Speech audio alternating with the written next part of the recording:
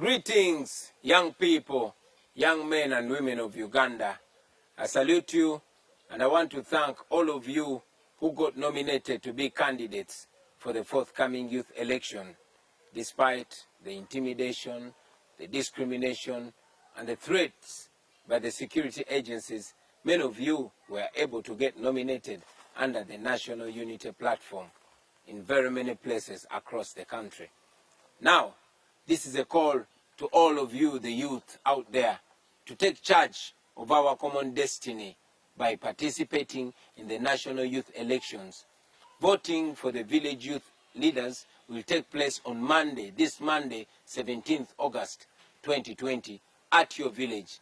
Remember, bad leaders are voted into power by those who do not vote. So, come out in large numbers and inform your fellow young people who share the same values and aspirations to come out and let us vote for the leaders that we want. People power, our power. Our power, people power.